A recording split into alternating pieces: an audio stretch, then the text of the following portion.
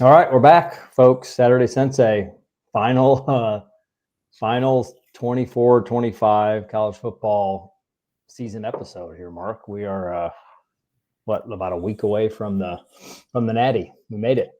It is. We made it, Andy, and this is the culmination of the entire season and the second season for that matter. Yeah, that's right. That's right. The championship season. So it's been quite a ride. I think we finally got the games we were looking for last week. So quite the matchup, but certainly has been a heck of a run for the season, and it's hard to believe it's the end is already here, but it's been certainly been a doozy. Well, think about it. We started 8-14 for the Yeah. 8-21 week 0. Yeah, the Ireland game, right? The Georgia Tech wrecking the Florida State Georgia Tech, right? Mm-hmm, mm-hmm. And now I don't think any of us would have picked Notre Dame to be playing Ohio State, but they are. Yeah. I think some would have picked Ohio State. Not many probably had Notre Dame ending up in the final match, I would think. Yeah. So it's just wonderful. And let's talk a little bit about, I think that the semifinal games were semifinal games, and they didn't disappoint, and they were typical semifinal games, right? Yeah, let's maybe touch on I was able to watch a fair amount of the Notre Dame Penn State game, and then the Ohio State Texas game. I didn't really get to watch a whole lot of that. I forgot. I think I was en route or traveling. I can't remember what the deal was, but I didn't catch a lot of that live and in person. But that Notre Dame Penn State game, boy, it lived up to its billing as a semifinal to two pretty evenly matched teams, and it came down to one mistake and special teams play by the Irish. It did, Andy, and to your point, they were evenly matched. It was a game of wits amongst the coaches. It was a back and forth. They tied the score quite a bit, and Aller had not completed a pass to a wide receiver the entire game. Yeah. And there's 2 minutes left, and the coach asks him to win the game and throw the ball downfield, and he throws a pick. Yeah. Well, I mean, you can believe in coincidences or conspiracies or jinxes, but I don't know if you were watching the game, but I watched. I caught a few like highlights and bits and pieces. I was at something on Thursday night, so I caught bits and pieces of the first half, and then I caught most of the second half. But when McDonough said that Aller's a pretty steady hand and the ball should be secure, and he doesn't turn it over in these situations, I thought, shut your mouth, man. That's like the announcer saying this guy's never missed a field goal beyond, within 35 yards in his history, and then doink, or it's wide left. As soon as that came out of his mouth, I thought internally, here we go. And sure enough, man, that first play. But that's a great point that he was not tasked with, and the offense had not done anything in the passing game to the natural receivers. Warren didn't have too bad a game, but he was the only real receiving target for Aller the entire game. And then they turned to the rest of the crew there for the final drive, and really all they had to do, man, was get they had plenty, like you said, plenty of time on the clock, and just had to get within field goal range. And that field goal kicker for Penn State's has had a pretty solid year. It's pretty automatic. He has, but I think the game came down to defense, opportunistic play, and mistakes, like you're saying. And let's be honest, that is the calling card of Notre Dame. They've been well coached. They've capitalized on mistakes all year, and they deserve to win. Yeah. I forgot what the stat was, but I think I'll have to look it up. I didn't have time to do research on this, but I'm pretty certain in this it was over a span of either 5 years, multiple seasons, may have been, bowl games. But I think I texted you this, but Notre Dame, so many games, whenever they lose a turnover battle, they lose the game. And in this case, they lost the turnover battle, but they ended up winning the game. They had two turnovers. Penn State only had that one in the final, sub 2 minutes on that final drive when now they're through the pick. But Notre Dame had they had one fumble, which they didn't lose, and then Leonard threw two picks. So, but yeah, they managed to eke it out. So big game, James, right? Yeah. Big game James is 1-14 in top 5 games in 5 years. Yeah. If you go back to my boy Joe Paterno, his first 5 years, Andy, he was 3-12 in 15 chances in top 5 games. And obviously we all know how Joe Pa turned it around. They've won 3 national championships after. Yeah. How long has Franklin been at Penn State? It's been, what, a decade now almost? I thought it was 5 years. Maybe it's 9 years. Maybe you're right. Maybe it's 9 years. I thought it was 5. Maybe it's 9. Is it 9 since he took over for Bill, the guy from Boston College? O'Brien? Bill O'Brien? I thought it was 5. No, it's been 10. He became 10? Penn State's 16th head football coach on January 11th, 2014. Oh, there you go. Okay. Yeah. So that was a good game. It was disappointing. I think on the other side, we both said Ohio State was not going to be stopped. They weren't. To my chagrin and my surprise, they really diffused the Texas speed. They played well with a zone defense, and their defense is, as you know, top-notch. Defense travels. They played well. And the quarterback, who I've not been a big fan of all year. And, I thought he got chased out of Kansas State by my boy Avery. Yeah. He played well. I got to give him his kudos, right? Yeah, they wasn't bad. He was 24 of 33 for 290, touchdown and an interception, But, the Buckeyes only rushed for 81 yards.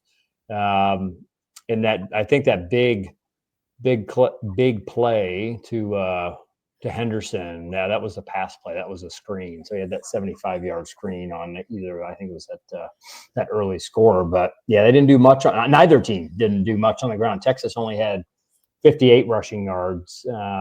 So most of their yards were done through the air. Both quarterbacks threw for just under 300. And percentage-wise, Howard was a bit better. Ewers was just slightly over 50% for completions versus attempts, and Howard was closer to 65 or so. But and I, like I said, I didn't catch the end of the game, but this one, it came down to the wire. Texas is within, what were they, on the 10-yard line, and we're heading in to potentially tie the game at 21s, and big turnover. So it wasn't, it's 28-14, but it was closer than that, I think. It was. So let's talk about that, because you're right. They're on the 10-yard line. And why doesn't Sark substitute Arch Manning and have the threat of a run pass and put him in? And he doesn't. Ewers doesn't deliver. And that, to your point, now becomes the game, and they lose. He's out-coached. They don't execute. The bigger question is that drive earlier on in the game when they had the ball on the 1-yard line, right? Yeah. And they ran the jet sweep, and lose 7 yards. I mean, that was I didn't quite get that play call. Yeah. I mean, with the size of that offensive line, and to your point, you got Judkins or Quinshawn, you got him in the backfield, and why you wouldn't at least stick it in Wisner, why you wouldn't stick it in his gut at least once or twice to try to hammer a yard out is beyond me. But that was that set them back a little bit. But I mean, I don't know how much I would blame that last play on Ewers, right? I mean, Sawyer just made a hell of a play, man. I mean, he just flat out beat the tackle and got to Ewers, and Ewers just didn't see him coming. It wasn't like he was hanging out in the pocket. He didn't even see him coming. Yeah. So I think this sets up a great matchup, right, from a defensive perspective. But again, how does Notre Dame pull this thing out, Andy, with a less than stellar offense, a banged up team? Love is a great back. They're so much smaller than Ohio State. And Ohio State is not only big, they're fast. Yeah. Well, I think it.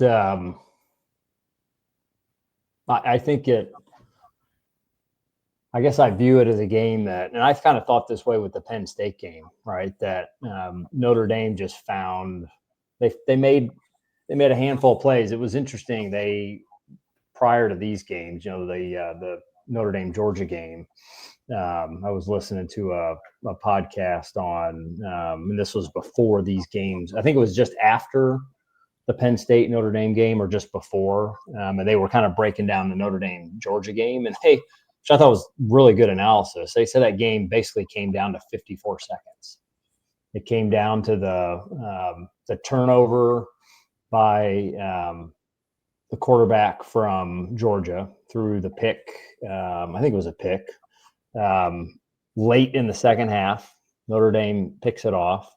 Notre Dame goes down and Leonard throws a deep ball, scores, gets Notre Dame, it's tied up 10-10, right, at half. And then that kickoff return to start the second half for Notre Dame, they run it back. And, all of a sudden they scored, 14 or 17 unanswered points, and that just flipped the game. So, and that Penn State Notre Dame game is the same thing. It comes down to a handful of plays. So Notre Dame has found a way to win. So I view this national championship as I think most of the experts, and I imagine a majority of the money. I mean, right now, Ohio State's an 8-point favorite. So clearly people think the skill, the momentum of the Buckeyes is better than the Irish, but the luck of the Irish, man, that's just the part that continues to kind of niggle in the back of my brain in terms of just calling this one a complete handover and a blowout win for Ohio State. Notre Dame has found ways to win games. And they've beaten better opponents. To your point, they've outcoached them, they've outplayed them in the big spots, and they've come up with the big play. Yeah. So I think it'll. But boy, even the semifinal, man, you couldn't have asked for a better house of brands. Texas, Ohio State, Notre Dame, Penn State. So in terms of the fan bases and the publicity, so I think as much as people want to criticize the process and which teams were left out, it's hard to argue that we didn't end up with. And I think too, that was the other thing. No matter how the brackets would have been shaped, any combination of those four teams, I think we would have gotten great games, right? Yeah, Ohio and they were deserving participants, right? Ohio State would have played Notre Dame, Texas would have played Penn State. I mean, any combination, I think we would have gotten two really good games. Yep, absolutely. Right. So I think that produces what should be a pretty good, hopefully a pretty competitive national championship. So. I think so, Andy. I'm looking forward to it. Now, it is in the Mercedes-Benz Arena in Georgia. Yeah. So we'll take a short break here. We'll come back and we're going to we'll dissect a little bit more, and then we'll get to I guess what'll be our final pick of the year, my friend. Although you made your pick like 3 weeks ago, so anybody who's been listening and paying attention already knows who I'm going to pick. Right. That's right. But well, hold on tight, folks. We'll be right back in this shortened edition. Just we don't have a ton to talk about, but a shortened edition of Saturday Sensei. We appreciate you listening in, and we'll be right back with your final pick and perhaps the most important pick of the entire season. So hang tight.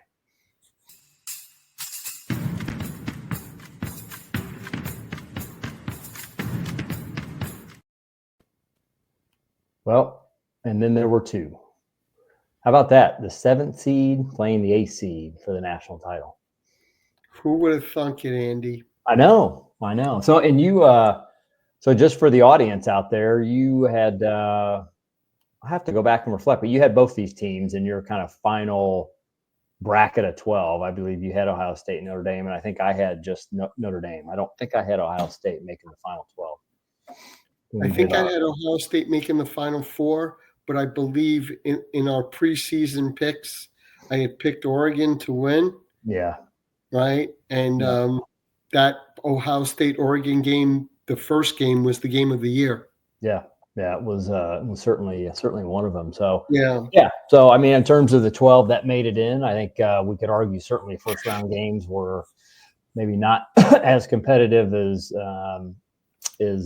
many thought they might be, and second round certainly that Ohio State Oregon game was not what anybody anticipated. But being left with Notre Dame and Ohio State, and I think each of them in their own right had to run the gauntlet. Notre Dame had to beat Georgia, and Ohio State had to beat Oregon, and those were 1 and 2 men.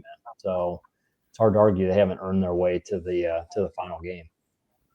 So let me ask you something. Did both of them get a bye, and they've both only won 2 games? None of the play-in teams have 6. No, that both of these 2 teams, this will be their 4th game. So they will have run the gauntlet, to your That's point. Right. To play. So Notre Dame was IU, Georgia, Penn State, and Ohio State was Tennessee, Oregon, and then Texas. That's right. Okay. So both of these teams really earn their keep to get here, Andy. Yeah. I mean, it goes back to, again, in our last show, for those that didn't tune in, you can go back and find it on any of your favorite podcast channels. But we talked about the hypothetical 32-team combination, and that 32-team combination would only add 1 more game to the mix, right? After this national title game is over on the 20th. So you just got to figure out how to slot 1 more game in. But, these teams have played, this will be their 4th game in, so many weeks on top of, finishing the regular season. Yeah. And they've managed to do it. Notre Dame's, I think, certainly more banged up than Ohio State heading into this national title game. But I missed the first half, but Notre Dame lost a couple linemen in the first half, did they not? Yeah. In that game against Penn State? Two linemen came out. I don't know if they were able to come back in during the game, but they're banged up. They're banged up at running back, quarterback, line. Their best defensive, their linebacker, I think, is out for the season. Yeah, he hadn't been in. I don't think he played in any of the games. Yeah. So let me ask you something. With all of these games, Andy, what's the total tally in the number of games each one of these teams have played? 15, 16? Boy, they've. Let's see here. Oops, go back and. There's 11 season games plus 4 would make 15. Yeah, so let's just check out. Let's see Notre Dame. So we've got 1, 2, 3, 4, 5, 6, 7, 8, 9, 10, 11, 12. 12 they played. Okay. Yeah, Notre Dame. I think that's right. 3, 6, 3. Yeah, so Notre Dame had 12 regular season games. Okay. And this will be their 16th game, man. It's almost like an NFL schedule. Right? NFL is 18 weeks plus 1 bye week. So 17 games in total. So this isn't too short of an NFL season. So you go 1 more game, you're kind of the equivalent of the NFL season for, only 2 teams, not everybody, a much smaller number. But that's a pretty lengthy schedule, man. Playing 16 games, particularly for college students too, Yeah. And this is, this is their break. Everyone's coming back for the second semester for spring. And one of these teams is going to come back as a national champion. One of these teams, coaches may save their job. The other coach may be going to another job in the big league, Andy. Yeah, you never know. So just back real quickly on the injuries, which this was a big one coming into the tournament, but with the Notre Dame's cornerback, Benjamin Morrison. He got injured in October.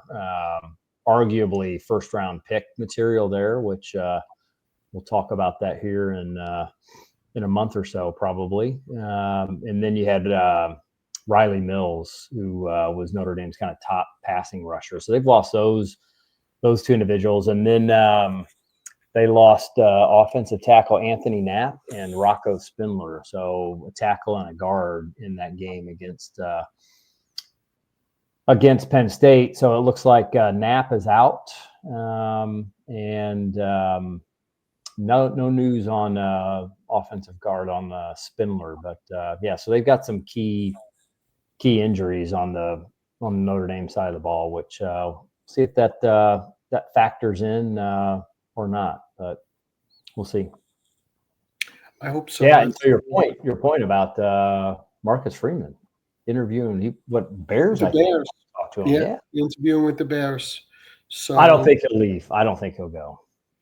He says he's happy there, and we'll see. I mean, this is his chance to make Notre Dame great again, Andy. Yeah, I know. It's such a different. There's two different animals, college football and pro football. And I think we talked about this early on in the season. I think I had mentioned to you that my cousin had told me I think, he spends time talking to, these guys in the league and stuff. And that I was suggesting before Riley was brought to USC, I was saying, Mike Tomlin, I thought he'd be a heck of a college football coach. And my cousin said, look, man, when you're in the NFL, it's a job, it's a profession. So when you come into practice and you go to the games, it's work. So you're dealing with, by and large, professionals. And in the college game, you're dealing with kids, which still has parent involvement, and now with the NIL, and it's just a different beast, So do you want to put up with all that, or do you want to deal with, more of a professional organization? I do believe there are people that were made for college football and people that were made for professional football, and we'll see. My big question for me is Belichick. He just strikes me as an NFL guy. I don't know about the college scene, so we'll see how he does. But I think Freeman is the type of guy that I think he's committed and dedicated to Notre Dame. And I think, to your point, I think he'll want to bring that program back to what it was back in the 80s under Holtz, and he'll still, and if he does that, he still will have the NFL after him. It's not like that's going to go away, Correct. I don't think this is on. Now you could argue, the Bears organization in terms of prominence and worth and brand, that job probably doesn't come open too often, but I think I see him staying regardless of the outcome, win or lose. I think he stays at Notre Dame. I think they just extended his contract too before, I think after prior to them beating Penn State. So, well, we shall see. So Andy, it's time for you to pay the piper here, Andy. You know who my pick is. I picked them the last 3 weeks. I'm not going to go back on my word. You can't. Ohio State has got the hot hand. This guy is coaching to save his job. If he does not win, he will be fired. It's win or go home for Pat Day. No, I don't think so. No, I'm sporting the Buckeyes. He breaks out the T-shirt against the T-shirt guy. That's right. Yeah, I'm gonna go Buckeyes. And again, on we've followed every round of this, but I had them over Tennessee. I did not have them beating Oregon, and then I had them over Texas as well too. I think they're just going to be too much. I think, like you said, there's too much talent, both sides of the ball. I think Notre Dame will come to play. I think we'll see a good game. I'm hoping we'll see a good game, but I think the Buckeye. I mean, this is kind of, although not as many games, but it's very similar to what happens in March Madness, man. The right team gets hot at the right time and they just get on a roll. And I have a hard time believing that the Buckeyes the Buckeyes are going to stumble and lose that momentum. So I like a relatively close game, but I could see this game being on the order of a 31-17 win for Ohio State. Yeah, I think the line is not far off. I think they'll probably win by 10 or by 2 touchdowns, right? Yeah. I think that offense is pretty, as long as Howard stays in check. But that wide receiving crew for Ohio State, they've got 2 really good backs. I mean, it's really tough to stop them on the offensive side of the ball, and then defensively they fly around and smash people. So I think the key to the game, at least for me, in terms of if Notre Dame has a shot at winning, Leonard's going to have to be perfect in the pocket. Like, he is going to have to complete 70+% of his passes. He's going to have to use his legs. 0 mistakes, no fumbles, no interceptions. Jeremiah Love's going to have to play a factor in opening up the pass game. And then special teams, which has been a strong suit for the Irish. They're going to have to hit on all cylinders. They'll need a special teams play. I think they'll need either a field goal or a punt block, a return of some sort, but they're going to need something in the third phase of the game. And all those things, to me, have to line up for them to win. If they play like they did against Penn State, I don't think they stand a chance at beating Ohio State. Whereas Ohio State, I think Howard can be less than perfect. Can't make too many mistakes, but I think Ohio State will be afforded 1 or 2 mistakes and they could still win the game. But Notre Dame's got to play not a perfect game, but probably one of their better games, if not their best game of the season, to win this game. I agree. No, Ohio State doesn't need an extraordinary effort. Mm-hmm. Where, to your point, Notre Dame has got to come with that if they're to win the national championship. Andy, they're incentivized. They're well coached. I think this is going to be a great game, though. Yeah, I sure hope so. But if Ohio State comes out of the chute like they did against Oregon, Katie bar the door, man, because it will probably look equally as bad, if not worse, right? Yeah. So anyhow, well, there you have it, folks. That wraps the championship season, the first full season for the Saturday Sensei.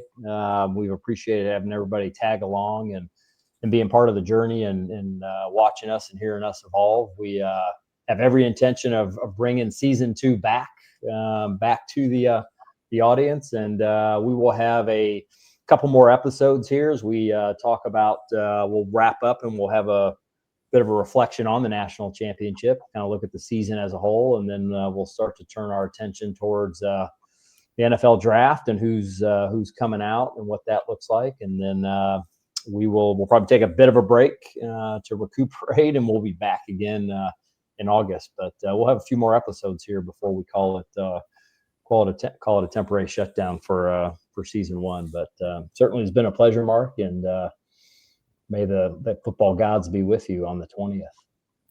Thank you, Andy. I appreciate it. And thanks, everybody. Yeah. See y'all. Peace.